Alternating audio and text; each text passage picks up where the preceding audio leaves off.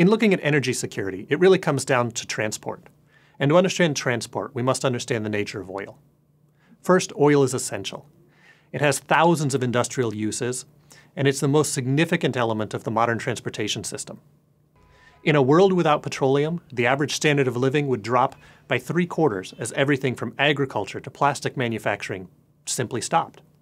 Even sectors that don't directly use much oil, like power generation, are still dependent upon affiliate industries that transport and keep them functioning. Second, while it might not seem like it right now, oil is relatively cheap. A gallon of oil is cheaper than a gallon of orange juice in the developed world.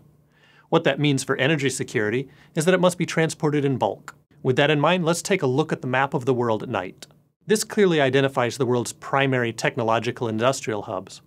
But when you overlay where the world's major oil-producing regions happen to be, you'll notice that not very many of them are near where these lights are. Many of the features of the modern international system come from dealing with the fact that energy producers are far removed from energy consumers. It's all about making sure that the oil can be where it needs to be, when it needs to be. That focuses attention particularly closely on the Strait of Hormuz. 1/4 of global oil output and 2/5 of waterborne oil shipping transits the straits, and unlike places like the Strait of Malacca, there are few realistic bypass options. It's a recipe for external intrusion and sustained conflict.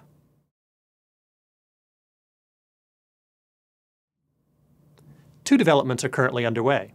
First, the UAE and Saudi Arabia are expanding pipeline options that would reduce oil flow that transits the strait, reducing strategic vulnerability of the oil industry. Second, and more significantly, is the rise of a new mix of techniques that allow for the development of shale deposits. As shale technology continues to evolve, it may be years before we truly understand the full impact, but already the United States has reversed the decline in its oil production. The Bakken and Eagle Ford shales are collectively producing over 1 million barrels per day, and that's before associated natural gas is taken into account. A second look at the world at night map highlights how this may change things. Shale basins are much closer to the lights. Shorter transport distances means the criticality of transport recedes. Places like the Persian Gulf, while still important, are less critical. A world of shale oil may or may not result in cheaper oil, but it will certainly result in a world in which the major oil consumers will have a much firmer grip on the system.